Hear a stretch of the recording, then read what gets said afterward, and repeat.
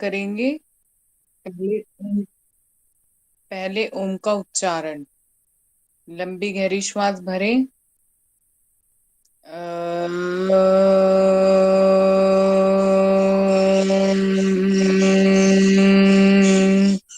ओंकारं बिंदु संयुक्तं नित्यं ध्यायन्ति योगिनः कामदं मोक्षदं चैव ओंकाराय नमो नमः। ओम गुरुर्ब्रह्मा गुरुर्विष्णु गुरुर्देवो महेश्वरा गुरु साक्षात् परब्रह्म तस्मै श्री गुरुवे नमः। ओम शांति शांति शांति। प्रतिज्ञा। मेरे साथ प्रतिज्ञा और संकल्प करेंगे। मैं प्रतिज्ञा करती हूँ आजीवन यम नियम का पालन करूंगी। ओम ओम ओम। मैं प्रतिज्ञा करती हूँ पूरे विश्व में योग का प्रचार प्रसार करूंगी। ओम ओम ओम। संकल्प शक्ति। मेरी संकल्प शक्ति सुदृढ़ है, पवित्र है, अबाध्य है। ओम ओम ओम। मेरे पास अजय मनोबल है। ओम ओम ओम।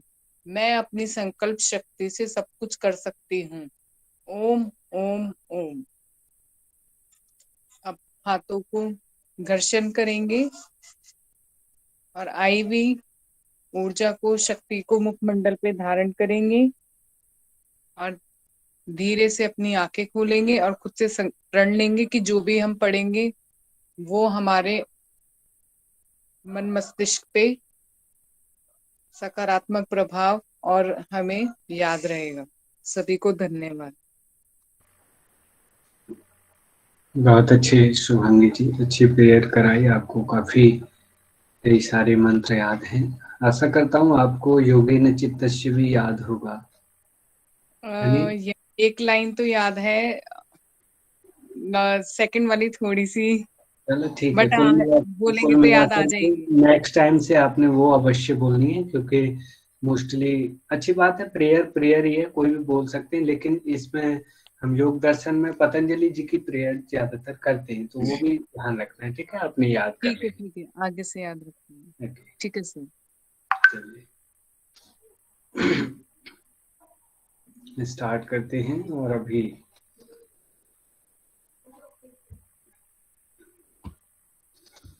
हम लोग पतंजलि योग सूत्र का विभूति पाद की एक्सप्लेनेशन यानी कि व्याख्या पढ़ रहे हैं।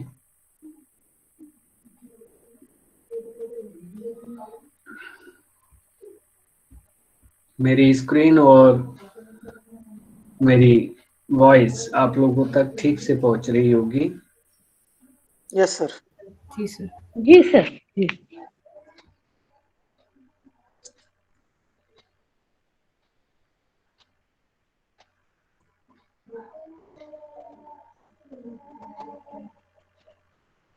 कोई बताएगा कितने सूत्र तक हम पढ़ चुके हैं? किसको याद है? सर 36 40 तक। 38 38 तक पढ़ चुके हैं। 38। Very good, very good. 38 sir.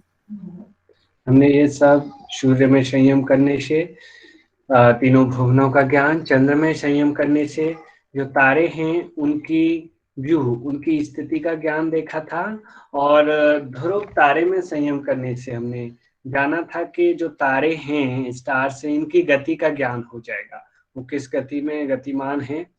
तथा 29 में हमने देखा था कि शरीर की रचना का ज्ञान यदि चाहिए तो हमें नाभि चक्र में, अर्थात कह सकते हैं मणिपुर चक्र में संयम करना होगा।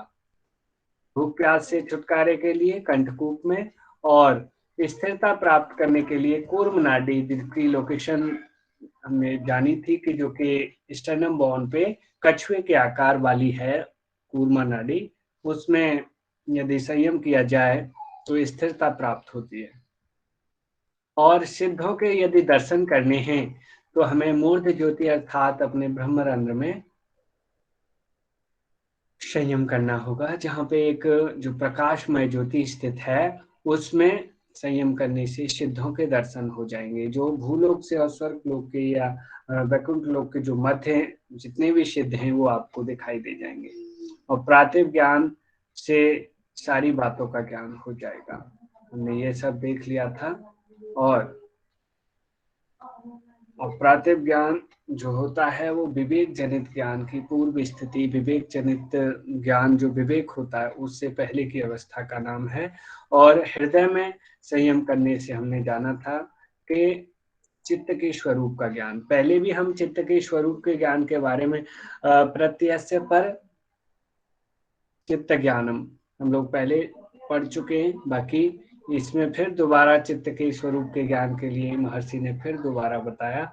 और जो चित्त के स्वरूप ज्ञान होने के बाद विवेक होते ही पुरुष का ज्ञान के बारे में बताया था उन्होंने कि सत्व पुरुष जो कि बुद्धि और पुरुष दोनों संकीर्ण नहीं है और न संकीर्ण हो सकते, वो मिक्सअप नहीं हो सकते, वो बिल्कुल अलग हैं।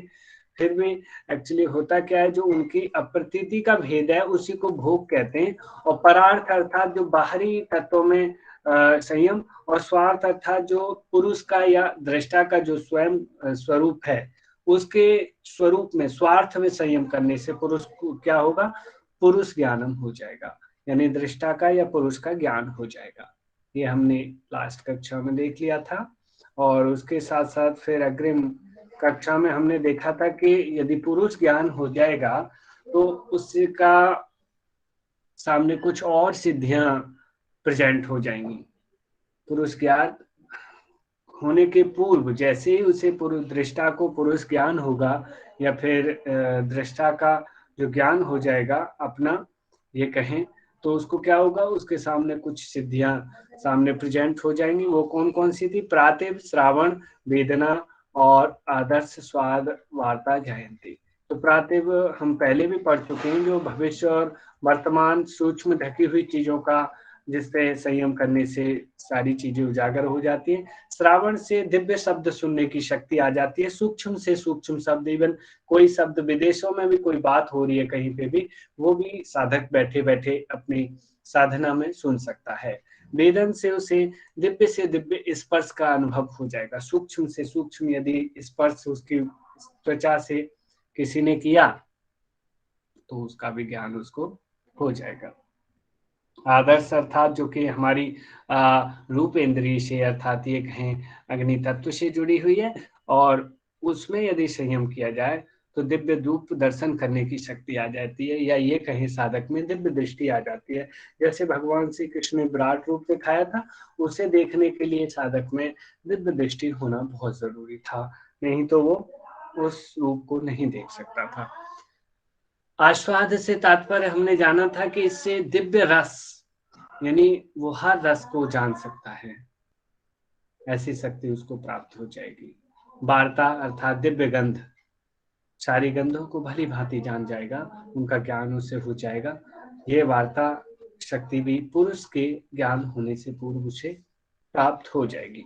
ठीक है, अब इन सिद्धियों में वैराग्य करने के लिए कहते हैं कि ये सिद्धि क्या है? ते समाधा उपसर्गा व्युत्थाने सिद्ध है। ये सभी की सभी सिद्धियां उक्त विशेष का 6 ऊपर वाली, बाकी समाधि सिद्धि में क्या है, ये सब विघ्न रूप है, उपसर्गा है, उपसर्गा विघ्न रूप है, और व्युत्थाने में सिद्ध है। और व्युत्थान अवस्था में यदि जो संसारिकता में रहना चाहता है उसके लिए ये सिद्धियां हैं।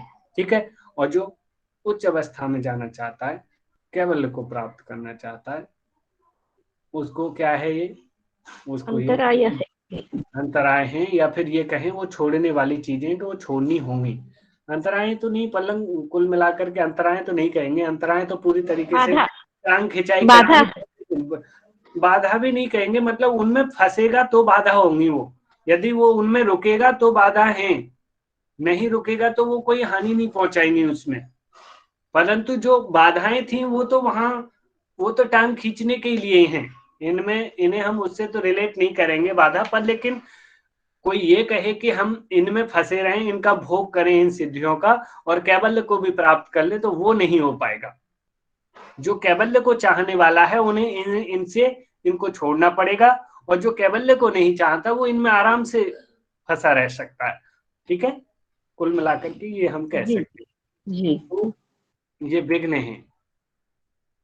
यहाँ पे क्या हुआ था, और उसके साथ साथ हमने जो दूसरे के शरीर में प्रवेश करने की, चित्त का दूसरे के शरीर में प्रवेश करने की जो शक्ति देखी थी, वो बंध कारण शैथिल्यता, यानी जो इस संसार में बंधन का जो विशेष कारण है वो कर्म संस्कार हैं, उनकी शिथिलता, उनका कम हो जाने से, और प्रचार संवेदनांच, और दूसरा चित्त की गति का भली भांति ज्ञान होने से क्या होता है, चित्त का दूसरे के शरीर में प्रवेश हो जाता है।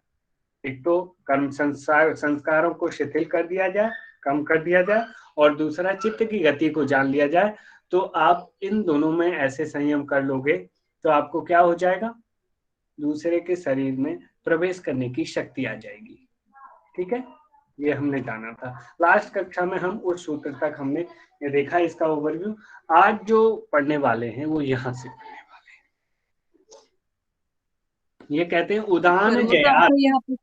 हाँ जी, यहाँ कर्म का अर्थ क्या है ये समझ में नहीं आया। कर्म में शिथिलता,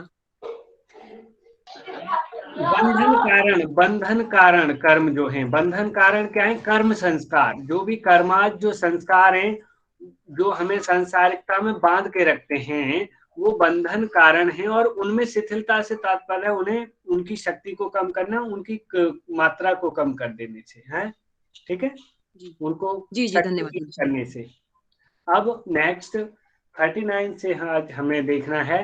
तो ये कहते हैं उदान जयात, उदान को जय कर लेने से क्या होता है, जल पंक कंटकादिस्व उत्क्रांतिश्च, क्या होगा। देखिए पहले हम जान लें कि उदान क्या है, प्राण है ना, पंच प्राण सभी लोग जानते हैं। एक बार कौन बताएगा, पंच प्राण के नाम टाइप करिए आप लोग फटाफट, बताना नहीं पहले बोल नहीं सकते, नाम टाइप करो एक बार। किस किस को पंच प्राण के नाम पता है, टाइप करो, टाइप फटाफट।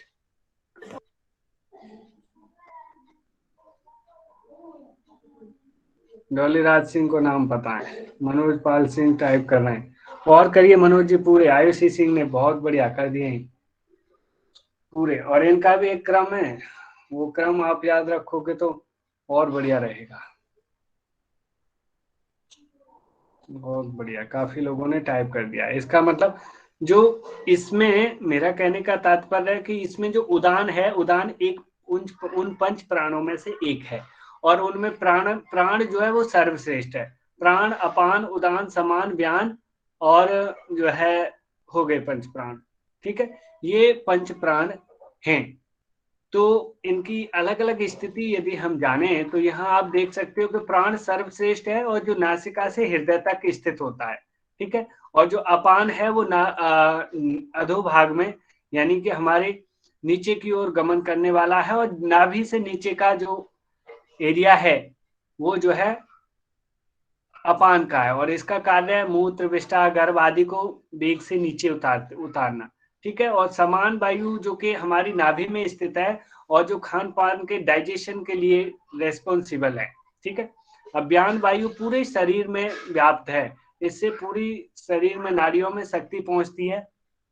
और उदान जो है, उदान हमारे मुख्य रूप से कंठ में स्थित है, कंठ में रहने वाला ये जो है वायु है, और इसकी गति ऊर्ध्व गति होती है। इसी के साथ हमारे कर्म संस्कार चिपके चले जाते हैं, जिसकी वजह से दृष्टा को दूसरी जगह जाना होता है। तो इस उदान वायु में संयम कर लेने से क्या होगा, अब ऊपर समझिए।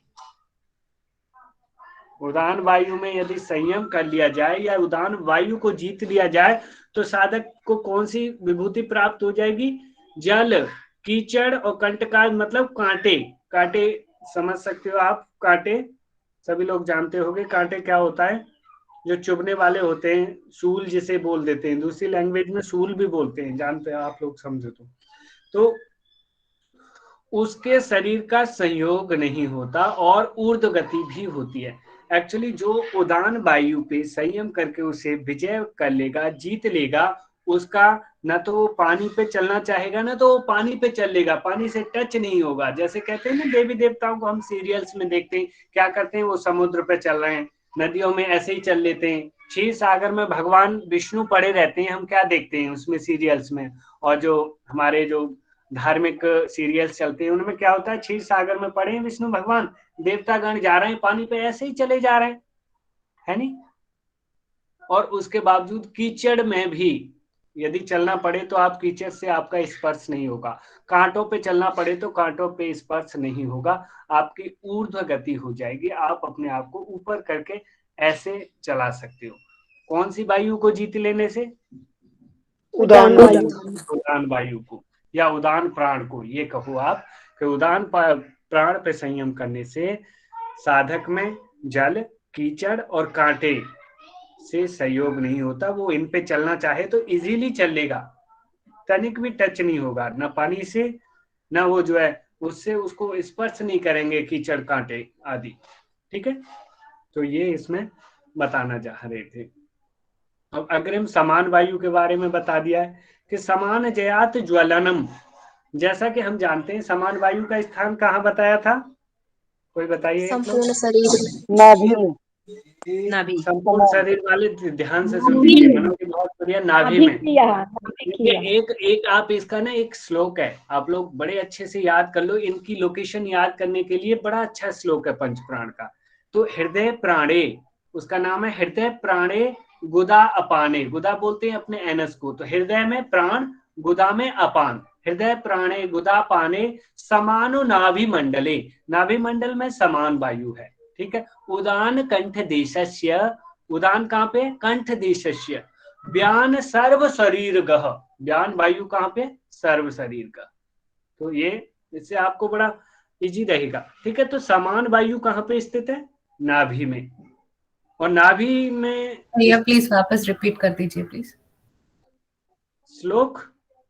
ये श्लोक कहाँ पर है, किस वो कहाँ पे है वो तो मैं ढूंढ के बताऊंगा, एक्चुअली मुझे याद है, मेरे टीचर्स ने पढ़ाया था, पर हालांकि ये जो है इसका जो विस्तृत चर्चा है ना, आप रिपीट कर लीजिए। प्रश्नोपनिषद में आप ऐसे याद कर लीजिए, कुल मिला के लोकेशन आपको याद हो जाएगी। तो सर रिपीट कर दीजिए। हाँ, हृदय प्राणे या हृदय प्राणे, हृदय हृदय प्राणे गुदा पाने, गुदा पाने, ठीक है, समान नाभि मंडले, समान कहाँ पे है, नाभि मंडल में, समान नाभि मंडले उदान कंठ देशस्य व्यान सर्व शरीर गह। ओके, तो यहाँ पे समान वायु की बात चल रही है। अब समान वायु कहाँ पे, समान नाभि मंडले, तो नाभि में स्थित है। तो जठराग्नि कहाँ पे होती है, वो भी नाभि में ही होती है नहीं। उसको समान वायु पे संयम करने से या समान वायु को जीत लेने से जो साधक का या योगी का शरीर होता है वो दीप्तिमान हो जाता है, इतना प्रकाशमान, इतना तेज हो जाता है कि दीप्तिमान हो जाता है।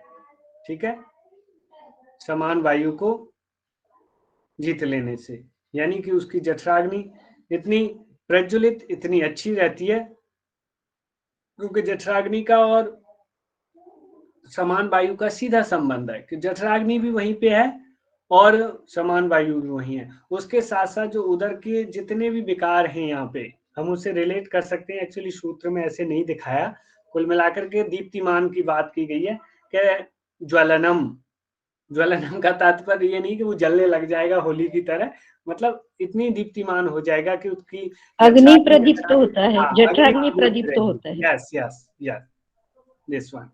ओके, ये क्लियर हो गया है, आगे बढ़ते हैं। अब जो पहले जो 6 सिद्धियां बताई थी कौन कौन सी, श्रावण, प्रातिभ, प्रातिभ श्रावण वेदना आदर्श स्वाद वार्ता जायन्ते, है नी। उनमें अब अलग अलग फिर श्रावण शक्ति के बारे में बता रहे हैं कि श्रावण नाम की जो सिद्धि है उसमें यदि उसमें संयम किया जाए तो क्या प्राप्त होगा। तो उसमें कहते हैं श्रोत्र आकाशयोः संबंध संयमात दिव्यम श्रोत्रम। एक्चुअली वो शक्ति वहां से भी आ गई थी, मैंने आपको यहाँ पे पहले कई बार पहले भी बता दिया है कि एक ही विभूति और भी कई साधनों से आ गई है। यहाँ पे देखो ये विभूति जो दिव्यम श्रोत्रम वाली वो उसमें आ गई थी, लेकिन फिर भी और एक और साधन बता रहे हैं। किस किस में? एक तो श्रोत्र और आकाश। श्रोत्र बोलते हैं कान और आकाश मतलब आकाश है। तो कान और आकाश में का जो संबंध है, the relation of year and the sky, जो इन दोनों का जो संबंध है, यदि इसमें संयम करे योगी तो उसको क्या होता है? दिव्यम श्रोत्रम, यानी दिव्य श्रवण शक्ति प्राप्त हो जाती है। दिव्य श्रवण शक्ति प्राप्त हो जाती है, यानी कि वो सूक्ष्म से सूक्ष्म चीज को सुन सकता है। और विदेशों में भी कुछ शब्द जो बोले जा रहे हैं उन्हें भी वो सुन सकता है। ठीक है, ये शक्ति किससे आ रही थी? पहले भी आई थी ये वाली शक्ति, वो हमें प्रातिभ ज्ञान उत्पन्न होने पे और पुरुष ज्ञान से पहले ये उत्पन्न हुई थी, पर फिर एक और अलग अलग ये आ गया श्रोत्र कान और आकाश के संबंध में संयम करने से। आप ये समझ लीजिए। ठीक है, कान यानी श्रोत्र इंद्रिय और आकाश के संबंध, इनका जो रिलेशन है, इसमें संयम करने से योगी को दिव्य श्रोत्र शक्ति प्राप्त हो जाती है। आगे बढ़ते हैं।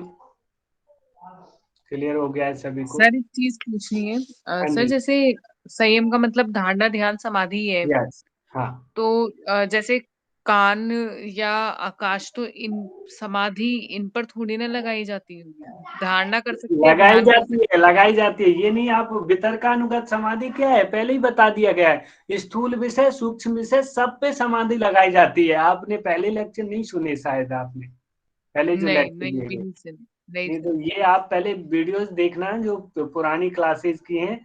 सब जिन्होंने रेगुलर जो अटेंड कर रहे हैं वो सब जानते हैं कि स्थूल विषय और सूक्ष्म विषय और फिर उनसे भी सूक्ष्म विषय सब पे समाधि लगाई जाती है, और इवन इन पे और पहले लगाई जाती है समाधि। जो सामने के जो संयम कर सकते हैं, इंद्रिय गोचर जो इंद्रियों से दिखने वाली जो चीजें हैं ना, उन पे और सबसे पहले समाधि की जाती है। ठीक है, तो क्लियर हो गया होगा। अभी अगली शक्ति की तरफ चलते हैं। अगली शक्ति ये आई थिंक, हाँ, इससे क्या था? दिव्य श्रोत्र की प्राप्ति हुई थी। किससे? आकाश और श्रवण इंद्रिय के संबंध में संयम करने से। अब आता है काय आकाशयो संबंध संयमात लघु तूल समापत्तेश्च आकाश गमनम। अब देखिए, काय मतलब काया अर्थात शरीर, आकाश आकाश। तो शरीर और आकाश का जो संबंध है, संबंध संयमात, इन दोनों के रिलेशन में ऊपर किस किस के रिलेशन की बात हो रही थी? कान की यानी श्रवण इंद्री की और आकाश की। श्रवण इंद्री और आकाश की। यहाँ किसकी? शरीर की और आकाश की। आकाश। इन दोनों के रिलेशन में यदि संयम किया जाए, और उसके साथ साथ एक चीज और बता दिया कि लघु तूल समापत्तेश। लघु तूल समापत्ति बोलते हैं हल्की वस्तुएं। इसके साथ साथ, इन दोनों के साथ साथ यदि हल्की वस्तुएं, हल्की वस्तु क्या होती है? सबसे ज्यादा वैसे ज्यादातर रुई होती है, हल्की, काफी हल्की होती है। जब उसे धुलने के बाद देखो बहुत लाइट होती है। और भी बहुत सारी चीजें होती हैं, आप बता सकते हो, आपके ध्यान में आ सकती है, जो बहुत हल्की, वेरी वेरी लाइट जो कहें, तो उसमें संयम करने से क्या होगा? आकाश गमनम, आकाश में चलने की शक्ति आ जाएगी। देखते हैं ना हम अपने धार्मिक सीरियल्स में, देवी देवता कैसे घूमते हैं आकाश में। नारायण जी कभी इधर से इधर बजाते हुए बीणा पहुंच जाते हैं, नारायण नारायण करते हुए। वो क्या है सर? आकाश में चलने की शक्ति आएगी कि उड़ने की शक्ति आएगी? एक्चुअली चलना या उड़ना बात तो वही हुई। आप जमीन से ऊपर हो तो आप उसे उड़ना कह लो या फिर चलना कह लो, क्या है वो? कुल मिला के नीचे वाले लोगों के तो उड़ना ही माना जाएगा ना, कि आप उड़ रहे हो जी, आपसे ऊपर हो। अब वो चल रहे हो कि क्या कर रहे हो, उसे उड़ना मानो चाहे चलना मानो, कुल मिला के आप आकाश में गमन कर सकते हो। ठीक है, ये शक्ति आ जाएगी। हम देखते हैं, देखो जितने भी हमारे धार्मिक सीरियल्स हैं वो गलत नहीं दिखाते।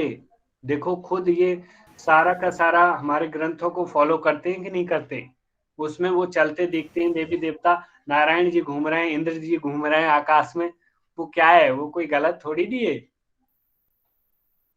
हनुमान जी भी तो, हनुमान जी का देखो रामायण में सबने देखा है, कितना लंबा समुद्र लांग करके लंका चले गए हैं। वो क्या है? ये सब वही शक्ति है। हनुमान जी वाली शक्ति अभी और सारी आगे आने वाली है। देखिए ये क्लियर हो गया है, आगे बढ़ते हैं। हाँ जी जी जी। ओके, कहाँ आ गए हम?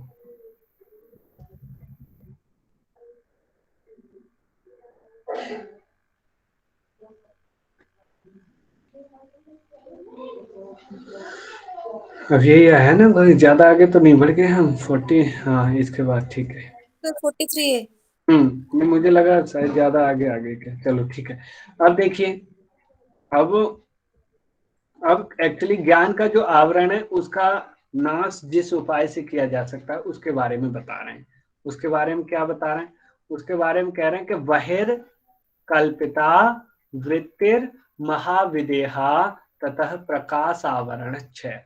प्रकाश बोलते हैं ज्ञान को, बुद्धि को भी कहते हैं, ठीक है। इसको क्या करते हैं? इसका जो आवरण है, ये जो ज्ञान ढका हुआ है, इसके आवरण का नाश करना है, या बुद्धि की ज्ञान शक्ति के आवरण का नाश करना है, तो क्या होगा? शरीर के बाहर अकल्पित स्थिति का नाम महाविदेहा है। शरीर के बाहर अकल्पित स्थिति का नाम क्या है? महाविदेहा। उसमें संयम करना होगा और उससे क्या होगा? बुद्धि के ज्ञान शक्ति के आवरण का क्षय हो जाएगा। अब महाविदेहा तो ठीक है कि समझ गए कि शरीर के बाहर अकल्पित स्थिति का नाम महाविदेहा है। लेकिन अकल्पित क्या है और कल्पित क्या है, इस चीज को समझ लें कि आखिर अकल्पित किसे कहते हैं। तो उसके बारे में सीधा आप यहाँ देख सकते हैं। आप इस व्याख्या को यदि देखोगे कि शरीर के बाहर जो मन की स्थिति है, देखो उसको विदेह धारणा कहते हैं। शरीर के बाहर, जैसे हम अभी अंदर के अंगों की या अंदर के ऑर्गन्स के बारे में नहीं चिंतन कर रहे हैं, न धारणा ध्यान कर रहे हैं, बाहर के तत्वों की, बाहर शरीर के बाहर, शरीर के अंदर शरीर के बाहर की स्थिति जो है उसको विदेह धारणा कहते हैं। बाहर की चीजों के वह जब मन के शरीर में रहते हुए, मन तो हमारे शरीर में ही है, रहते हुए ही केवल भावना मात्र से होती है, भावना चल रही है, तब तो कल्पित कही जाती है। बाहर के तत्वों से जब होती है तब कल्पित कही जाती है। और जब शरीर से संबंध छोड़कर बाहर निकले हुए मन की बाहर स्थिति हो जाती है, देखिए ये वो स्थिति है कि मन अभी हमारे शरीर में है, ठीक है, अभी चिंतन कर रहा है बाहर की चीजों का, तो शरीर से जुड़ा हुआ है। अब यही मन जब शरीर से बाहर निकल करके जब देखे, तो जब शरीर में था और चिंतन बाहर की चीजों का चल रहा था, उस समय इसे कल्पित कहा जाता है। क्या कहा जाता है? कल्पित। ओके। और जब ये मन शरीर से बाहर निकल जाए, उस समय जब वो बाहरी तत्वों से संपर्क करेगा या उनसे मिलेगा, उस स्थिति को अकल्पित कहते हैं, ठीक है। तब अकल्पित यानी कि मन की बाहर स्थित हो जाती है। देखिए जब शरीर से संबंध छोड़कर बाहर निकले हुए मन की बाहर स्थिति हो जाती है, तब अकल्पित होती है, ठीक है। तो उस अकल्पित धारणा सिद्ध होती है, तो इसी को महाविदेहा कहते हैं, और इससे योगी के ज्ञान का आवरण नष्ट हो जाता है। ओके, एक्चुअली घुमा फिरा के थोड़ी बातें की गई हैं, ऐसी सरल नहीं उतनी लैंग्वेज समझना। तो हमें सिर्फ ये समझना है कि हमारा मन एक ही है, ठीक है।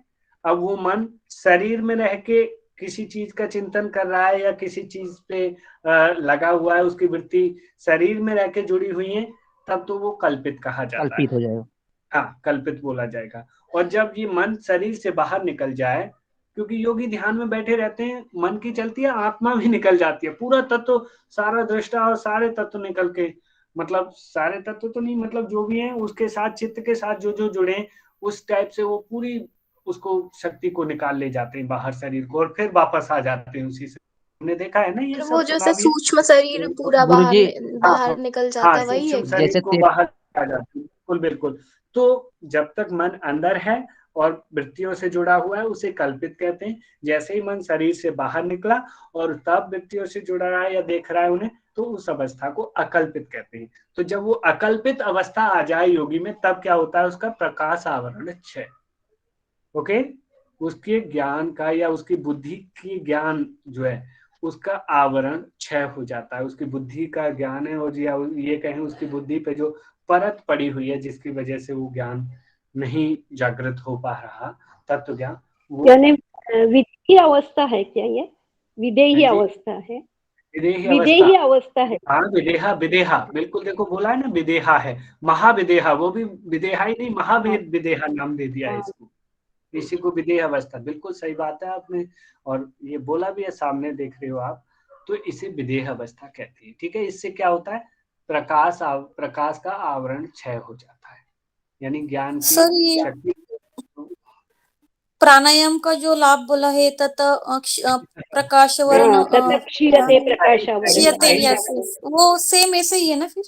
बिल्कुल सही रिलेट कर रहे हो, प्राणायाम भी उसका एक बेनिफिट, ततः प्रकाश आवरण, ततः क्षीयते प्रकाश आवरणम, है नहीं, तो वो भी प्रकाश का आवरण क्षय करती है प्राणायाम। और यहाँ पे जो अब अकल्पित जो वृत्ति है वो भी करती है। ठीक है सर ये ऐसा क्वेश्चन आ सकता है क्या कि जैसे कि बुद्धि के, रिलेटेड, ज्ञान शक्ति के आवरण के 2 सूत्र बताए, उनके सूत्र नंबर बताइए, ऐसे भी हो सकता है? देखो भाई, एग्जामिनर कैसे भी घुमा सकता है, जब उसे क्रिटिकल बनाना होता है ना, तो वो ऐसी चीज ज्यादा ढूंढता है जैसे आप अभी सोच रहे हो, क्योंकि उन्हें कंपैरेटिव पॉइंट वाले क्वेश्चन ढूंढने, जब फंसाना है उसे या फिर और हार्ड बनाना है क्वेश्चन पेपर ज्यादा से ज्यादा, तो फिर वो ऐसे ही सेटअप तैयार करते हैं। नीचे ऑप्शन होंगे, प्राणायाम के ऊपर होगा प्रकाश का आवरण क्षय होने के साधन, तो नीचे होगा प्राणायाम, अकल्पित वृत्ति, ऐसे करके फिर 2-4 और होंगी, तो इनमें चूज करके सेलेक्ट करके बताओ, तो उतने आपको सेलेक्ट करके बताने होंगे, ऐसे आ जाते हैं, ऐसी बात नहीं है। पर लेकिन वैसे क्वेश्चन बहुत कम आते हैं कि जिनमें द्वंद्व या कहीं ना कहीं डाउट पूर्ण स्थिति हो, जिनके आंसर क्लियर ना हो, क्योंकि प्रकाश आवरण वाली बात ना बहुत सारे तत्वों से हो रही है। यहाँ पे अज्ञान के बारे में तो बहुत कई जगह बातें करी गई हैं कि अज्ञान नष्ट हो जाएगा या ज्ञान की परत दूर हो जाएगी, ये केवल 2 ही सूत्रों पे नहीं, यहाँ थोड़ा क्लियर तौर से कह दिया है, बाकी इनडायरेक्ट रूप से जो ज्ञान का जो आवरण है वो तो बहुत जगह चर्चा आ गई है, तो ऐसे क्वेश्चन नहीं बनाए जाते जो कि डाउटपूर्ण हो या फिर जो कि ऐसी स्थिति उत्पन्न करें। ठीक है, ये क्लियर हो गया है सभी को, आगे बढ़ते हैं।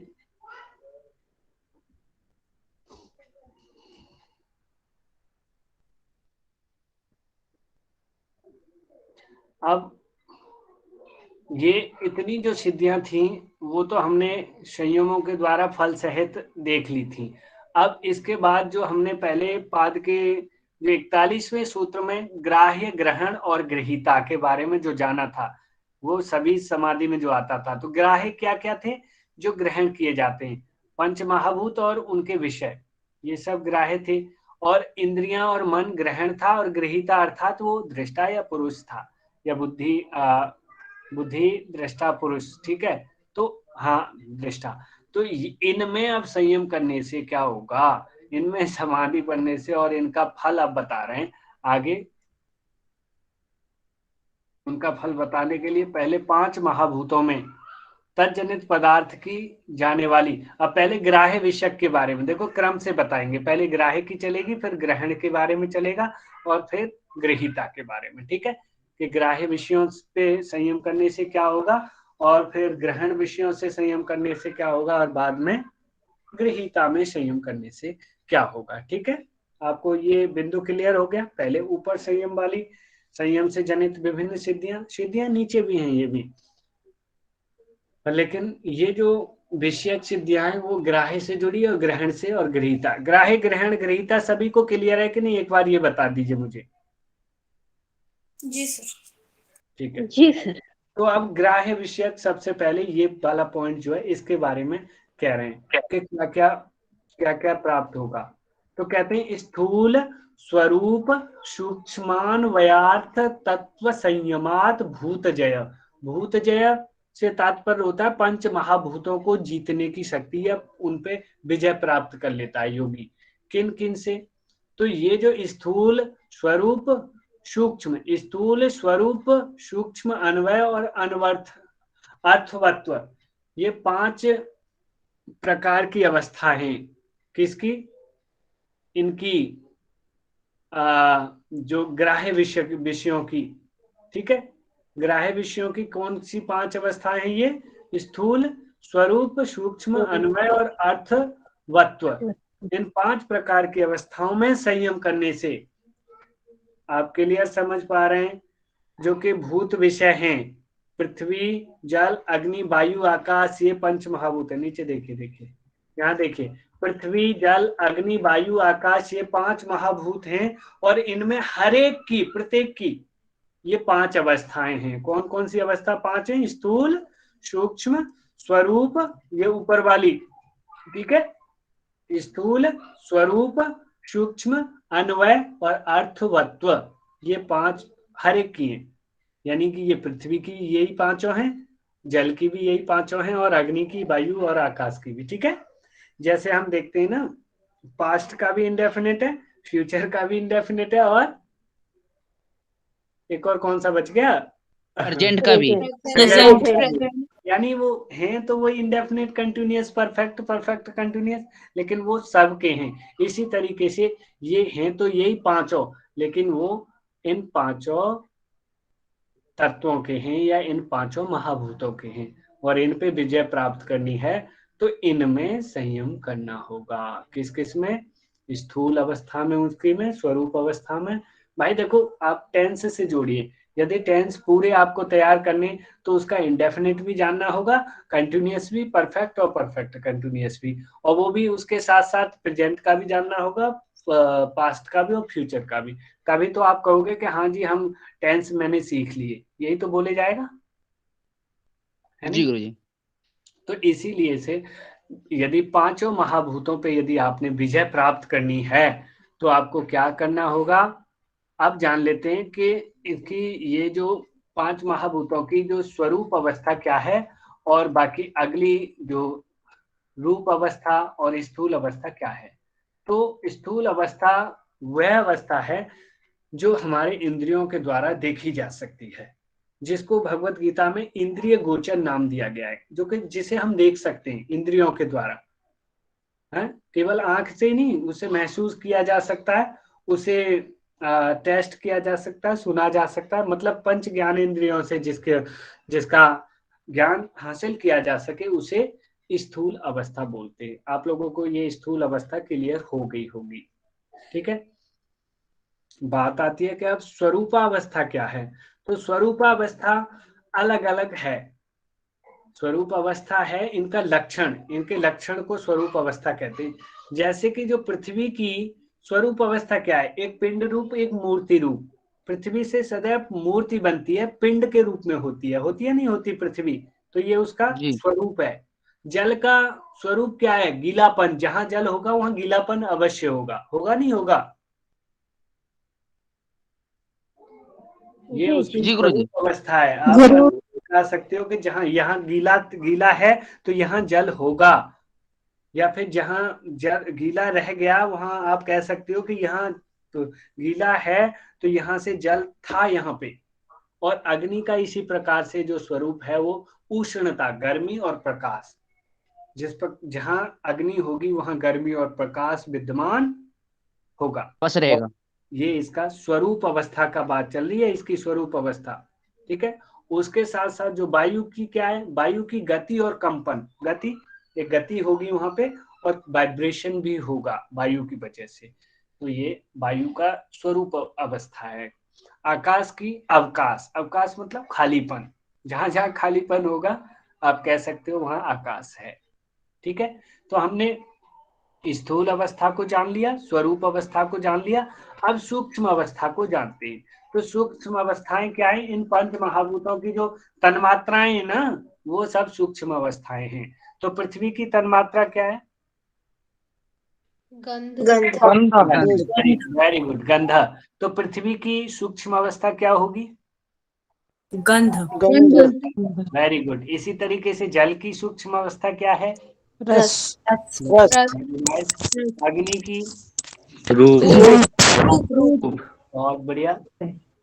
वायु की स्पर्श और आकाश की शब्द शब्द ठीक है, क्लियर हो गए। इसे कहते हैं सूक्ष्म अवस्था। पंच महाभूतों की सूक्ष्म अवस्था यदि पूछी जाती है, क्वेश्चन आए आपको कि निम्नलिखित में से इसकी अग्नि की सूक्ष्म अवस्था कौन सी है, तो वहां रस, गंध और शब्द ये वर्ड दे रखे होंगे, रूप, तो आपको उसमें से चूज करके बताना है ऐसे। या फिर आपको स्वरूप अवस्था की बात आ जाए तो पूछा जाए कि उष्णता एवं प्रकाश किसकी स्वरूप अवस्था है, तो आपका उत्तर क्या होगा? अग्नि अग्नि की। Very good. अब अग्रिम अवस्था आती है अन्वय अवस्था। तो अन्वय अवस्था किसे कहते हैं? जो पंच महाभूतों में जो तीनों गुण विद्यमान हैं और इन तीनों गुणों का काम क्या है? सत्व का प्रकाश, रज का क्रिया और तमो का क्या है? स्थिति। इसी को अन्वय अवस्था कहते हैं। इन सब में विद्यमान है पांचों महाभूतों में, ये सत्व भी है, रज भी है और तमोगुण भी है नी? तो इन तीनों की स्थिति जिससे सत्व में प्रकाशता है और रज से क्रियाशीलता है और तम से उसका जड़त्व या स्थिति है। ठीक है, तो इस अवस्था को और ये जो पिछला वाला एक सूत्र था वही से रिलेट कर सकते हैं ना, जो प्रकाश क्रिया स्थितिशीलम भूतेन्द्रियात्मकम भोगापवर्गार्थम। वो वही प्रकाश, क्रिया, स्थिति, ये वही तीनों वर्ड हैं। वो प्रकाश वहाँ शतोगुण के लिए यूज किया गया था, यहाँ पे भी शतोगुण के लिए ही यूज किया जा रहा है। क्रिया वहाँ रजोगुण के लिए था, यहाँ पे भी रजोगुण के लिए है, और ये तमोगुण के लिए था, यहाँ भी तमोगुण के लिए। तो इन तीनों गुणों की विद्यमानता हर पंच महाभूत में है, और इस अवस्था को, इनकी विद्यमानता होने वाली अवस्था को क्या कहते हैं? क्या कहते हैं? अन्वय अवस्था। अन्वय अवस्था। बहुत अच्छे, बहुत अच्छे। अब आता है अर्थवत्व अवस्था। अर्थवत्व अवस्था क्या है? तो अर्थवत्व अवस्था ये पांचों भूत पुरुष के भोग और अपवर्ग के लिए हैं, ये हम सभी जानते हैं। भोगापवर्गार्थम उसी सूत्र में बताया गया था ना, प्रकाश क्रिया स्थितिशीलम भूतेन्द्रियात्मकम भोगापवर्गार्थम। भूत और इंद्रिय जो भी हैं वो किसके लिए? भोग के लिए और अपवर्ग के लिए, पुरुष के भोग के लिए और अपवर्ग के लिए। यही इनकी अर्थवत अवस्था है। यानी इनका प्रयोजन क्या है? इनका पंच महाभूतों का प्रयोजन क्या है? इनका या तो दृष्टा भोग करेगा, नहीं तो अपवर्ग कराएंगे, ये भोग करवाएंगे अपना, या फिर अपवर्ग करवाएंगे, यही तो होगा। ठीक है जी। सर ये सब जैसे कि हर एक दर्शन एक दूसरे किससे रिलेटेड है क्या? कि जैसे कि अभी ये प्रयोजन भी कौन से तो भी मीमांसा या कौन से दर्शन में भी आया था कि प्रकृति और पुरुष का प्रयोजन, ऐसे कुछ। हाँ, ये पीछे आया था, क्या प्रयोजन है इस प्रकृति का, क्यों है ये, तो वहां सीधा बताया था। संख्या तो में आया ये था, तो तो पूरा सांख्य और योग रिलेटेड ही है ना, सब रिलेट, और भी इवन अलग भी कई सारे रिलेटेड ही हैं। बाकी सांख्य और योग तो पूरी तरीके से हैं ही, लेकिन बहुत सारे सिद्धांत कई दर्शनों के आपस में मिलते हैं। ठीक है, तो अभी ये पांचों अवस्थाएं पांचों महाभूतों की आपको क्लियर हो गई? Yes sir. Yes sir. हाँ जी, तो अभी बहरहाल समय भी हो गया है और हम यहीं पे आप सर लोगों आज का क्लास नहीं है सत्येंद्र, हमारे घेरंड घेरंड की संहिता क्लास का नहीं है। अच्छा नहीं क्लास, चलो तो मैं फिर भी थोड़ा सा और, यदि आप लोग फ्री हो तो थोड़ा और टाइम ले, नहीं तो मैं क्वेश्चनिंग थोड़ी ज्यादा कर लूंगा और डाउट ले लेता हूँ आपके। नहीं तो एक और ले लेते हैं इसको ना, एक और ले लेते हैं।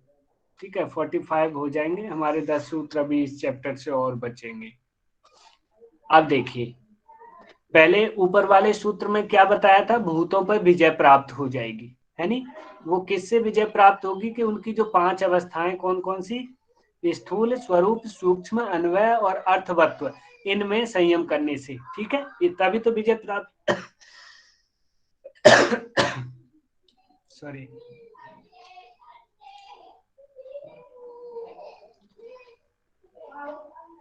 तभी तो विजय प्राप्त होगी ना। अब क्या होता है, अब जब योगी इन पर विजय प्राप्त कर लेता है तब क्या होता है, उसके बाद और कुछ भी शक्तियां आ जाती हैं, उसके बारे में बता रहे हैं। क्या बता रहे हैं कि ततो अणिमादि, एक्चुअली बहुत बड़ा सूत्र है, तुम्हारे लिए ज्यादा हो जाएगा, इसमें अणिमा सिद्धियां समझानी होंगी। अष्ट सिद्धियां है ना, एक्चुअली मैं नहीं अब आगे बढ़ा रहा, इसे नेक्स्ट क्लास में ही पढ़ेंगे क्योंकि समय बहुत ज्यादा हो जाएगा, आप लोगों को ज्यादा हो जाएगा है अभी, क्योंकि सर क्वेश्चनिंग कर लीजिए ना सर, है जी, क्वेश्चनिंग कर लीजिए सर, जो पढ़ाया है कल कर लेते जो हैं, आज क्योंकि वो जरूरी है, उसमें कंसेप्ट आपके तभी क्लियर होंगे। अभी मैं पढ़ा दूं सारा, भरवा दूं तो सब ओवर एज गोवर हो जाएगा। तो क्या करते हैं, अभी जितना पढ़ा है उसे रिवाइज कर लेते हैं। ओके सर अन्वय क्या है? अन्वय अवस्था जो थी, अन्वय अवस्था क्या थी कि उसमें सत्व रज गुण की जो विद्यमानता है, उसमें क्या था कि सत्व रज गुण की जो अवस्था है, इन पांचों में प्रकाश, क्रिया और स्थिति जो व्याप्त है, तीनों गुण हैं, और इन तीनों गुणों की विद्यमानता या उनकी प्रेजेंट अवस्था को अन्वय अवस्था बोलते हैं। ठीक है, हाँ सर ये अपवर्ग शब्द यूज किया था, वो क्या है अपवर्ग? अपवर्ग एक्चुअली अपवर्ग है, देखो भोग और अपवर्ग दो वर्ड एक साथ आए हैं।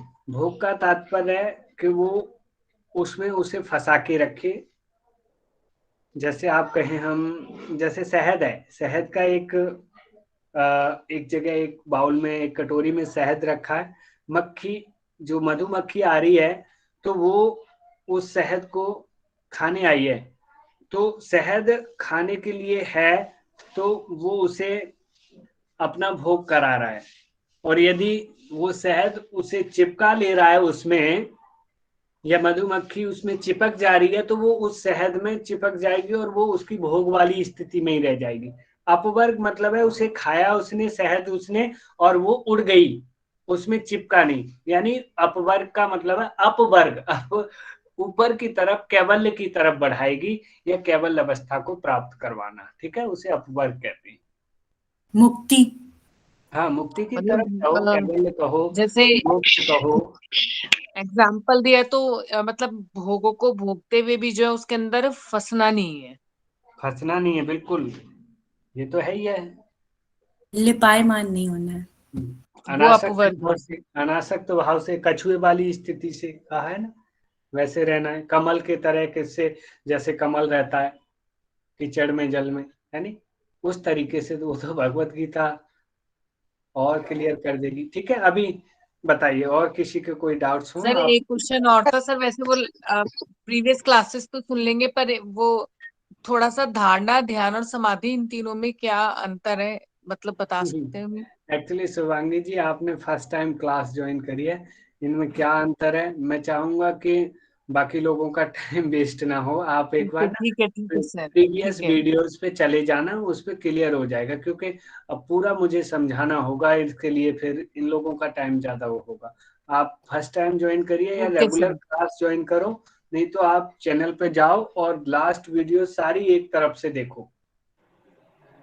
ठीक है सर 38 39 का थोड़ा सा उदाहरण देखो मैम, उदाहरण के बारे में थोड़ा सा बता दीजिए ना। हाँ पुष्पा मैम, एक मिनट।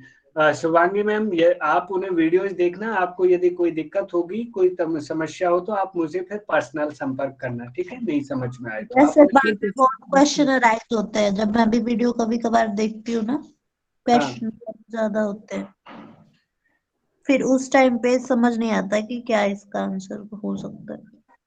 एक्चुअली वीडियो जब देखते हो तब, के अभी जैसे लाइव चल रहा है उस समय क्वेश्चन अराइज हो? मैंने सोचा एक बार ही मेरा बहुत ज्यादा मतलब सोचा था कि स्टार्टिंग वाले वीडियो देखो, उसमें क्वेश्चन बहुत मेरे अराइज हो रहे थे। जो भी क्वेश्चन अराइज हो रहे थे उसमें उसके डाउट्स आपको नहीं क्लियर करवाए गए?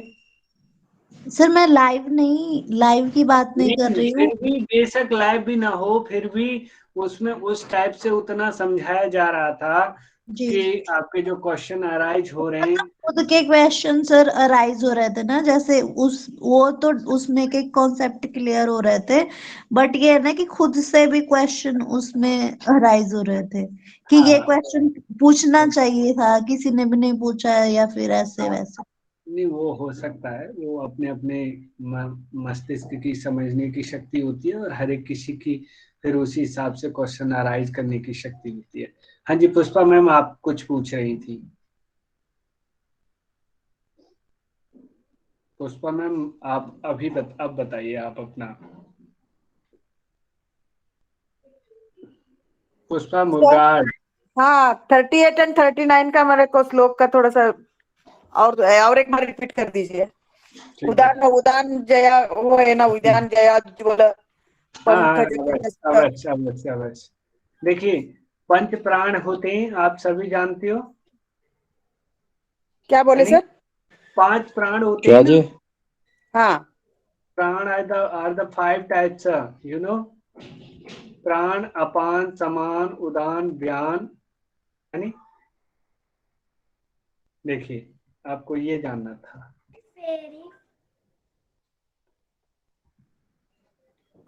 ये वाला 39 ना। हाँ 39। इसमें देखिए 39 और 38 ये दोनों का थोड़ा सा।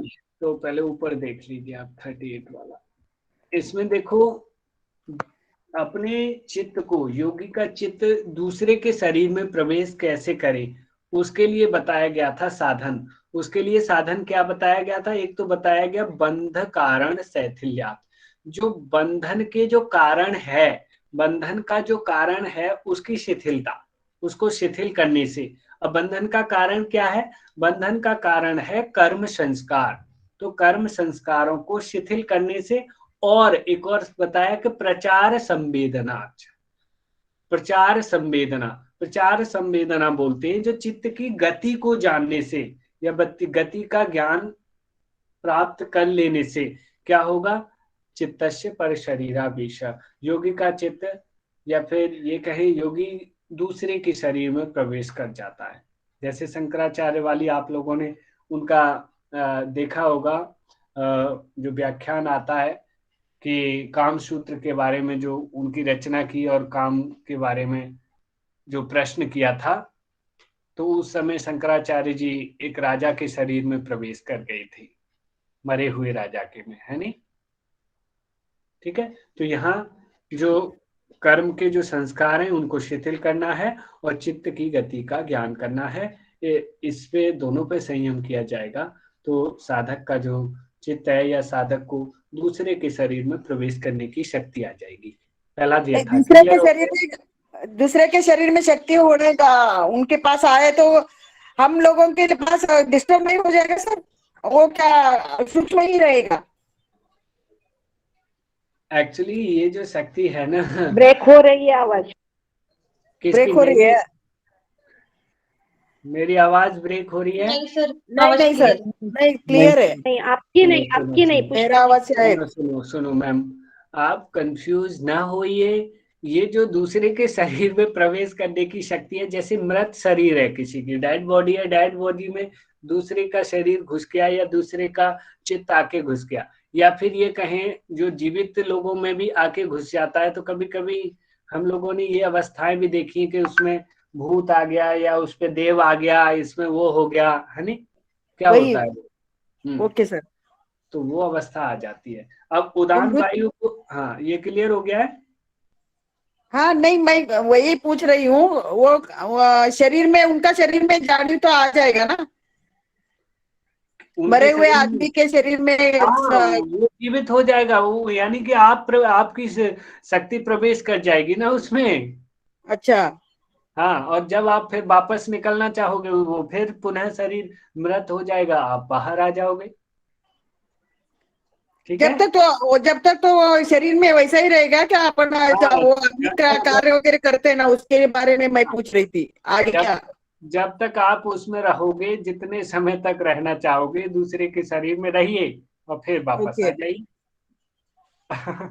ठीक है सर, वही कंफ्यूज है इसमें। उदान वायु को जीत लेने से क्या होता है कि योगी का ना तो पानी से टच होगा, वो पानी पे भीगेगा नहीं, ना अंदर पानी में डूबेगा, और उसके साथ साथ कीचड़ में भी नहीं सनेगा। वो कीचड़ पे चलना चाहे तो कीचड़ में भी चल लेगा बिना टच हुए उससे, और कांटों पे भी टच नहीं होगा कोई भी कांटा, अर्थात सूल। कांटा जानते हो ना आप लोग, पुष्पा मैम समझ रही हो कांटा? हाँ हाँ सर। हाँ, तो वो भी उसके टच नहीं होगा। कौन सी वायु को जीत लेने से? उदान वायु को, और उसकी ऊर्ध्व गति हो जाएगी, उसकी ऊर्ध्व गति अर्थात उसकी ऊर्ध्व गति हो जाएगी। वो इन चीजों से टच ही नहीं होगा, वो ऊपर रहेगा। ठीक है, ये था इसमें। अभी पुष्पा मैम क्लियर हो गया ये आपका? सर क्लियर हो गया। ये क्या है 3-5 से 7 तक उदान वायु में कुछ लिखे है ना अर्थ में? ये तो मैंने, ये देखो ये समझाए थे ना, ये वाले बोल रहे हो आप? नहीं, प्रश्नोपनिषद में है क्या ये श्लोक का अर्थ? प्राण वायु के बारे में प्रश्नोपनिषद में बताया गया है, ये अच्छा, पंचप्राण के बारे इसका में। डिक्टेशन उधर देखना चाहिए। ओके, दिया गया है, उसका रेफरेंस दिया गया है, वहां पे भी देख सकते हो आप इनके बारे में। ओके, इनकी लोकेशन क्या है, इनके कार्य क्या है पंच प्राण के, उसके बारे में ये बताया गया है। हाँ जी, और कोई किसी का? थैंक यू गुरुजी, थैंक यू गुरुजी, नमस्ते। नमस्ते। और किसी का कोई जिज्ञासा? सर एक शरीर में 2 चित्त रह सकते हैं? भाई रहते नहीं है, आपने देखा नहीं पुष्पा मैम? आप कभी कभी देखते हो कि उसके अंदर घोष्ट प्रवेश कर गया, उसके अंदर इतनी शक्ति आ गई, या वो क्या से क्या बोल रहा है, यानी उसके चित्त को दबा दिया उसने, वो अपना वो चित्त हावी हो गया जो नया प्रवेश कर गया।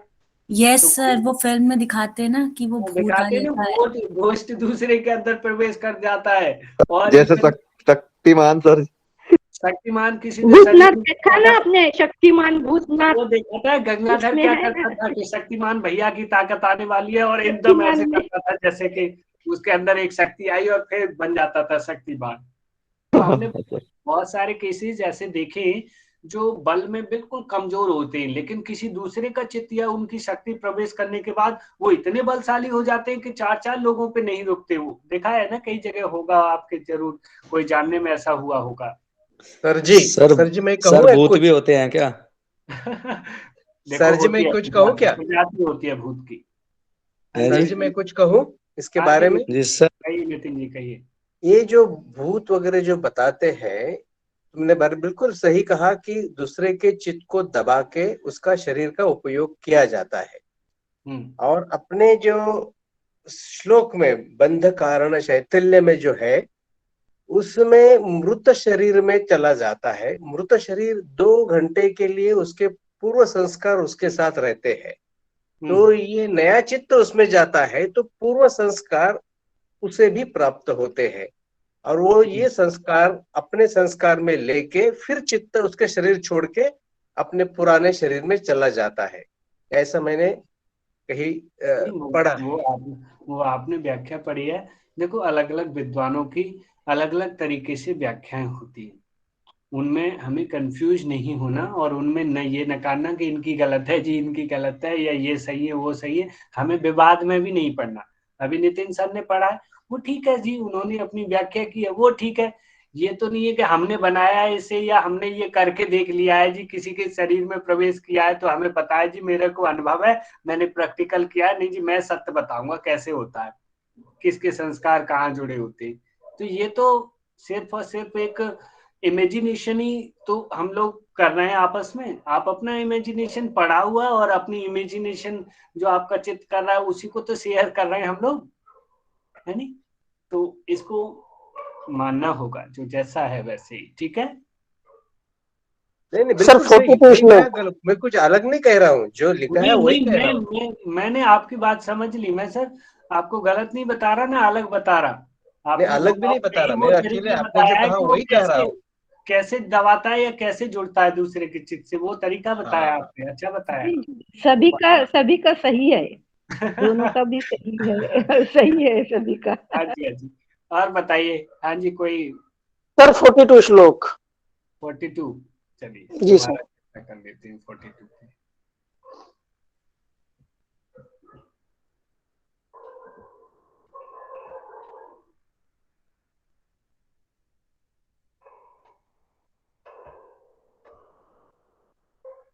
देखिए यहाँ पे रिलेशन में संयम करना है। एक किस किस के रिलेशन में? शरीर के और आकाश के। शरीर का के और आकाश का जो रिलेशन है उसमें संयम करें, और उसके साथ साथ हल्की वस्तुओं में, लघु तूल बोलते हैं, हल्की वस्तु, बहुत हल्की, रुई की तरह आदि हल्की वस्तुओं में यदि संयम किया जाए तो क्या होता है? आकाश गमनम, आकाश में चलने की शक्ति या गमन करने की शक्ति आ जाती है।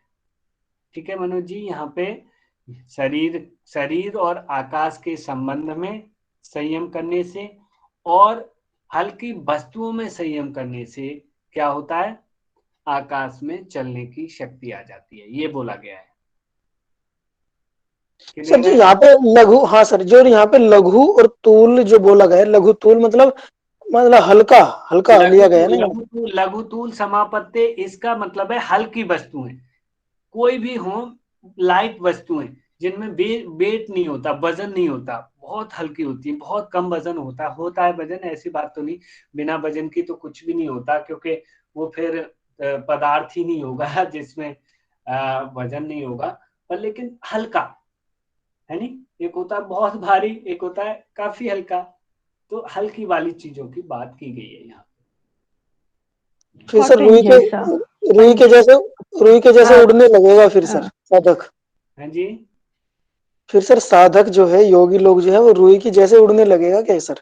हाँ, ऐसा बोला गया है रुई की हल्का, वो उसी तरह हल्का हो जाएगा भाई,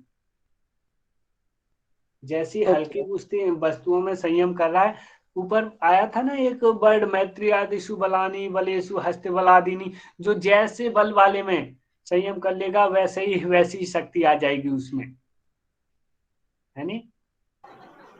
हनुमान जी उड़े थे ना जी लघु इसमें, समुद्र पार करने के लिए, सीता जी को उन्होंने हल्का किया ना शरीर को, कितना हल्का किया, इसीलिए तो कर रहे हैं, उड़ा लिया, हल्का कर लिया और उड़ा ले गए। तो इसी तरीके से ये शक्ति समुद्र पार किया। चलिए, और किसी का कोई विशेष डाउट हो रखिए, नहीं तो क्वेश्चनिंग करते हैं, बहुत हो गया सर। ये तीसरी जो अवस्था है, सूक्ष्म अवस्था, तो इसमें ये कारण अवस्था जो बताया ना, वो समझ में नहीं आ रहा है मुझे। कारण अवस्था है जिनको तन्मात्रा और सूक्ष्म महाभूत भी कहते हैं, ये थोड़ा समझ में, उनकी तन्मात्रा पता है मुझे, वो समझ में आया, बट ये जो लिखा है ना वो समझ में नहीं आ रहा है। अच्छा, सूक्ष्म महाभूत, सूक्ष्म महाभूत बोला जाता है इन्हें मैम, उसे स्थूल महाभूत बोलता है। आकाश, वायु, अग्नि, जल, पृथ्वी को स्थूल महाभूत बोलते हैं, और शब्द, स्पर्श, रूप, रस, गंध और हाँ, इनको जो है क्या बोलते हैं? सूक्ष्म महाभूत।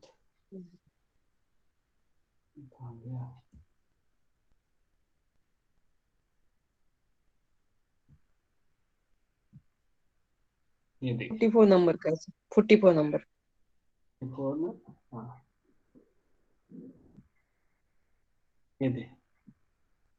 ये वाला, ये देखिए, इसमें आप क्या जानना चाहते हो? स्थूल अवस्था जो हमारी इंद्रिय गोचर है, जो इंद्रियों से महसूस हम जो करते हैं उसे स्थूल अवस्था कहते हैं। ठीक है, देखना, सुनना, महसूस करना, ये जो है स्थूल अवस्था कही जाती है। अब स्वरूप अवस्था में डाउट तो नहीं है आपका? स्वरूप अवस्था क्या है? जो पृथ्वी की स्वरूप अवस्था है, पिंड रूप या मूर्ति रूप, पिंड अच्छा होता है ना, क्या है नहीं, पिंड के रूप में होती है। जल का स्वरूप अवस्था कौन सी है? जल की गीलापन। जल का स्वरूप अवस्था आप कैसे पहचानोगे कि यहाँ जल था, ये जल है? क्योंकि वहां गीलापन होगा, गीला होगा वहां पर। और अग्नि की यदि आपको पहचान करनी है, अग्नि का स्वरूप जानना है, तो वहां आप गर्मी देखोगे और प्रकाश देखोगे, यानी गर्मी होगी और प्रकाश होगा, तो आप कह दोगे कि यहाँ अग्नि है नहीं? जी जी सर। तो ये इसका स्वरूप अवस्था हो गया। इसी तरीके से वायु की स्वरूप अवस्था जाननी है तो वहां पे गति और कंपन होगा। ठीक है, आकाश सूक्ष्म अवस्था का नहीं समझ, कारण अवस्था जो बोला है ना, कारण अवस्था जिनको तन्मात्रा और सूक्ष्म महाभूत भी कहते हैं। सूक्ष्म महाभूत ये नीचे वाली अवस्था है मैम, थर्ड वाली। इनको सूक्ष्म हाँ, ये थर्ड स्वरूप, का ही प्रॉब्लम। हाँ इन्हें स्वरूप बोलते हैं। इसमें क्लियर है आपको थर्ड की प्रॉब्लम है? इस पे चल, हाँ जी, थर्ड में, ये सूक्ष्म अवस्था जो है उनको, जो इनकी तन मात्राएं है ना, उनको तन मात्राओं को सूक्ष्म अवस्था बोलते हैं। आप इतना समझिए। जी जी, ठीक है। ठीक है, चलो ठीक है, ठीक है। धन्यवाद गुरु जी। ओके, चलिए। तो अब किसी का कोई विशेष डाउट होगा नहीं मुझे लगता है, अब काफी क्लियर हो चुका होगा। तो अब क्वेश्चनिंग कर लेते हैं, समय भी काफी ज्यादा हो गया। तो हम लोगों ने सभी ने टाइप करना है कि साधक में कांटों पे, जल पर और कीचड़ पर चलने की शक्ति, यानी कि वो उसको कोई आघात ना पहुंचाएं, स्पर्श ना करें, किस तत्व में संयम करने से आ जाती है?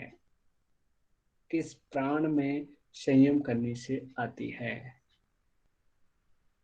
भावना मैम, भावना चौधरी मैम, बताइए। यस सर, प्रणाम सर। मैम जी बताइए। सर, जब हम उदान वायु में संयम करते हैं तो सबसे उससे क्या चीज़ें होती हैं? 3 चीज़ें होती हैं। सबसे पहले कि जल, मतलब जल पे हम जल से ऊपर हम चलने की शक्ति आ जाती है। एंड सेकंड इज कीचड़ और कांटे, मतलब इसमें कण जिसे बोला है, ये 3 चीज़ें बताई गई हैं कि इन 3 पर चलने की शक्ति, मतलब ये हमें हार्म नहीं कर पाते, हम इन्हें टच नहीं कर पाते। बिल्कुल बिल्कुल, बहुत अच्छा समझाया। बाकी इसके साथ साथ ऊर्ध्व गति भी हो जाती है, इससे भी ना ऊर्ध्व यस, गति हो जाती है। गति ठीक है, प्राप्त होती है। उत्क्रांतिश्च जो कहा गया है, बहुत अच्छे। नेक्स्ट वन क्वेश्चन है, समान वायु पे संयम करने से क्या शक्ति या क्या विभूति प्राप्त होती है? क्या होता है समान वायु से, बताइए।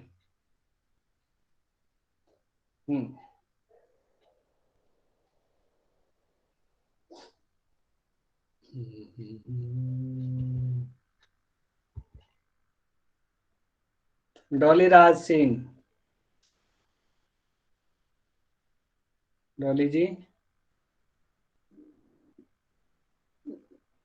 डॉली जल्दी माइक खोला करो तुरंत। काली प्रसाद सप्तपथी, काली प्रसाद जी,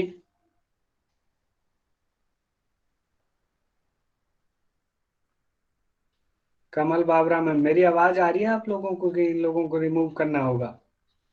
आ रही है सर। सर जठराग्नि प्रदीप्त होती है समान वायु पर संयम करने से। वैसे 3 होंगी, यानी जो एक्चुअल मूल टेक्स्ट में जो बोला गया है आपने जवाब वो देना है, ठीक है? जठराग्नि की बात नहीं आई, उसके क्या क्या उससे विभूति होती है? समान वायु पे संयम करने से क्या होगा?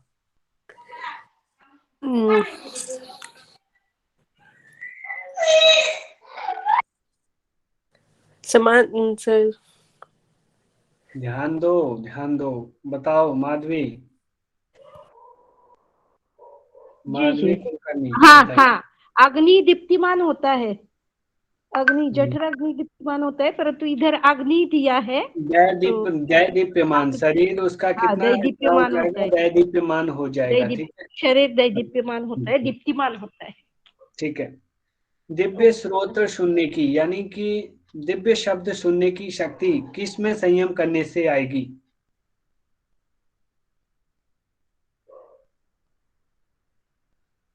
यहाँ पे आप कान न बोल करके कर्ण इंद्रिय या श्रोत इंद्रिय वर्ड यूज करिए। जो भी टाइप कर रहे हैं कान ना बोलिए, आप श्रोत इंद्रिय बोलिए, ठीक है?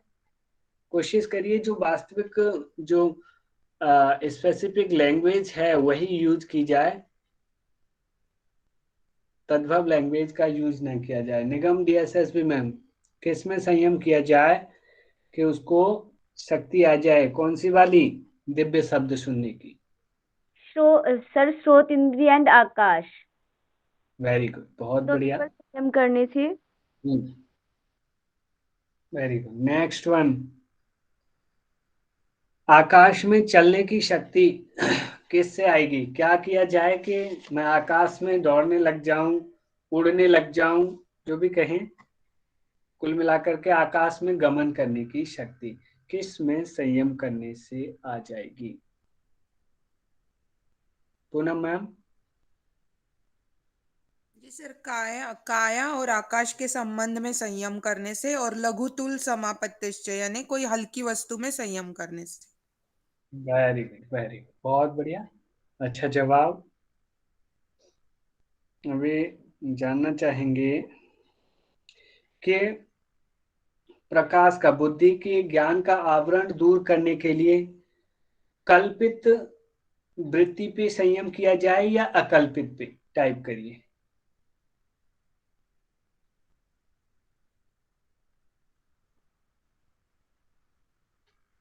रानी जैन मैम, बहुत बढ़िया, सभी अच्छा टाइप कर रहे हैं, वेरी गुड। सर कल्पित वस्तु पर। स्मिता अच्छा, स्मिता, सोनाली, जी सर। स्मिता और सोनाली भी बताइए। कल्पित। अच्छा, सोनाली जी। सर एक बार क्वेश्चन फिर से बताइए ना। मैंने कहा था कि जो बुद्धि के प्रकाश का आवरण क्षय करना है, उसके लिए कल्पित वृत्ति पे संयम किया जाए या अकल्पित पे? अकल्पित से। सुन लीजिए स्मिता जी, और एक और जो मैडम, क्या नाम था उनका अभी जिन्होंने सर बताया। आपका आवाज क्लियर नहीं है क्वेश्चन का। अच्छा, आपको सुनाई नहीं दिया? मुझे लगता है नहीं, क्लियर है सर, क्लियर बहुत नहीं है। क्लियर है। क्लियर है सर वॉइस क्लियर है आपकी। सर। कट हो रहा है हमारे तो। आवाज आ रहा है। पुष्पा मैम, कर्नाटक में नहीं गया। आपका मेरा कर्नाटक ही में है वो, नहीं आ रहा मैं है। आपका देखती हूँ। थोड़ा नेटवर्क इशू हो रहा है, देख लीजिए, कोई बात नहीं। हाँ, मुंबई तक ठीक आ है रहा है, कर्नाटक में नहीं आ रहा है आवाज। No no no, I am Karnataka में, कोई बात नहीं, वो कभी कभी हो जाता है, ऐसी कोई दिक्कत नहीं। उधर श्रोत इंद्रिय थोड़ा प्रॉब्लम है। अच्छा, मीरा किशोर सर, आपको भी कुछ दिक्कत हो रही है? नहीं सर, मुझे तो पूरा क्लियर उड़ीसा आ रहा है पूरा। उड़ीसा प्रॉपर पहुंच रहा है ना? पूरा जगन्नाथ धाम आ रहा है पूरा। चलो बहुत अच्छे, कोई बात नहीं, सब जगह वसुधैव कुटुंबकम, सब जगह पहुंचेगा। तो अब अगला क्वेश्चन, आप लोग तैयार हो जाइए कि भूतों पर विजय प्राप्त करने के लिए कितनी स्थितियों में संयम करने के लिए बताया गया है, उनके नाम टाइप करिए। वेरी गुड, ये तो संख्या टाइप हो गई है, और अब नाम भी टाइप करना शुरू करिए, उनके कौन कौन से नाम हैं।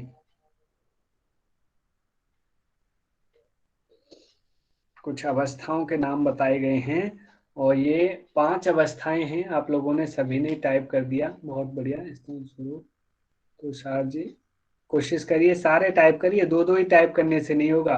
पुष्पलता जी ने करा है, very good Pushpalata ma'am. Pushpalata ma'am, बता दीजिए आप माइक खोल के, आपने सबसे पहले सारे टाइप किए हैं, बताइए। स्थूलावस्था, स्वरूपावस्था, सूक्ष्मावस्था, अन्वय अवस्था और अर्थवत्व अवस्था। बहुत बढ़िया, बहुत अच्छी। मेरा क्वेश्चन है, जो पंच महाभूतों की सूक्ष्म अवस्था है वो कौन सी है? यानी कि आप अभी आकाश की बताइए, आकाश की सूक्ष्म अवस्था कौन सी है? टाइप करिए। सिताला दास, सिताला दास जी माइक खोल के बताइए। सिताला दास, तो आप लोग ना माइक। सर सर सर और एक बार बताइए ना प्लीज सर, मैं नहीं सुन पाई थी। मैंने पूछा कि आकाश तत्व की सूक्ष्म अवस्था क्या है?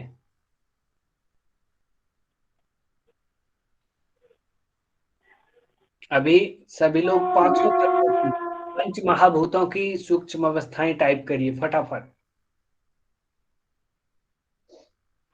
सर जी मैंने भूल गई।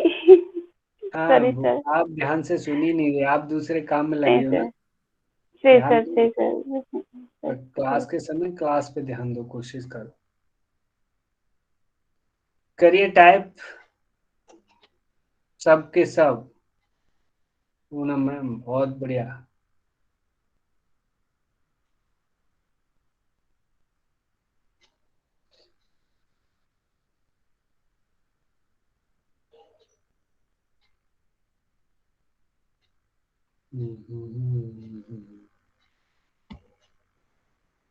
तृप्ति वास्कर बताइए। तृप्ति वास्कर मैम बताइए पांचों के जी नाम। सर। गंध, रस, रूप, स्पर्श और शब्द। गुड। मैं जानना चाहूंगा कि उष्णता और प्रकाश किस पंच महाभूत की ये जो है स्वरूपावस्था है। बहुत बढ़िया, लोग क्वेश्चन नहीं करने दे रहे, उससे पहले आंसर दे रहे हैं। Very good very good. तो साहब होशियार हो रहे हैं, साधक सब होशियार हो अच्छा गए। लग रहा है, अच्छा लग रहा है, होशियार होने चाहिए ऐसे ही। तो साहब जी बताइए। यस सर, अग्नि की है सर, अग्नि तत्व। बहुत बढ़िया। अब पांचों की पांचों क्वेश्चन क्या था? अवस्थाएं टाइप करिए। क्वेश्चन क्या था? हो गया अब जो था। पांचों भूतों की या पंच महाभूतों की स्वरूप अवस्था को टाइप करें। और एक सोनाली जी बताइए, आप शब्द नहीं सॉरी आकाश की स्वरूप अवस्था क्या है?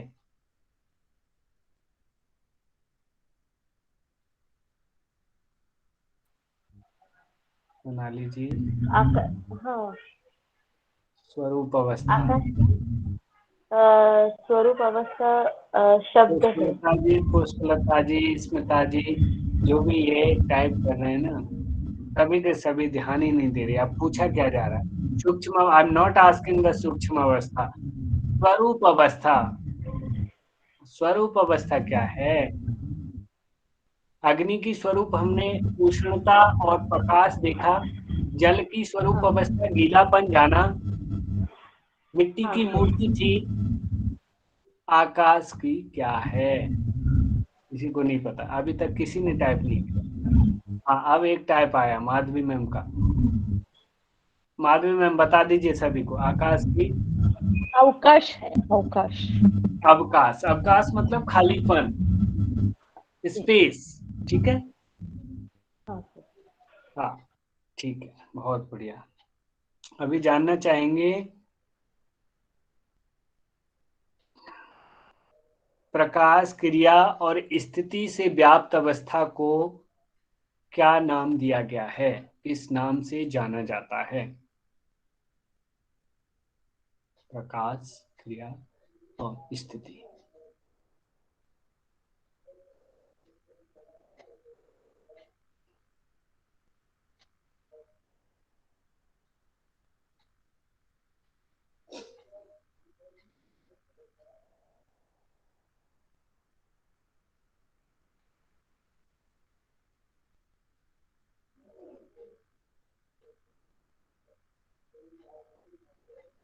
बहुत अच्छे। सभी जायसवाल जी, सभी जायसवाल जी नाम बताइए, इसे क्या बोलते हैं? इस अवस्था का नाम क्या है?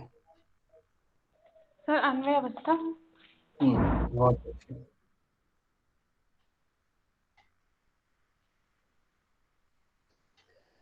पांचों तत्व जो भोग और अपवर्ग के लिए हैं, दृष्टा के लिए, इस अवस्था को क्या कहते हैं?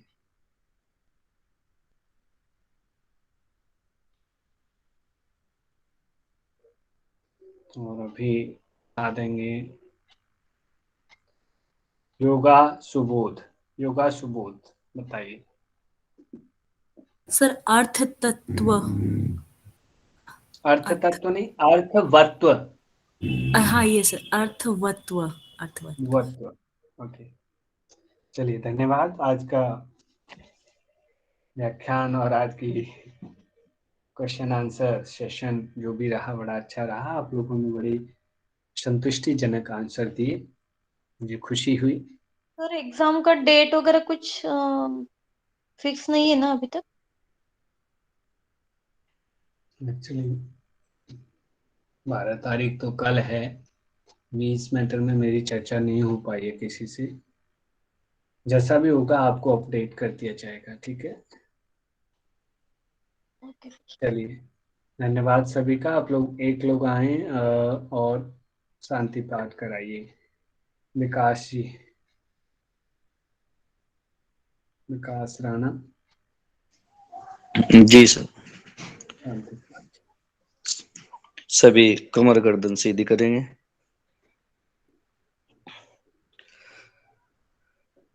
सर्वे भवन्तु सुखिना, सर्वे सन्तु निरामया, सर्वे भद्राणि पश्यन्तु, मा कच्चित् दुःखभाग् भवेत्। ओम शांति शांति शांति। दोनों हाथों को ऊपर ले जाएंगे।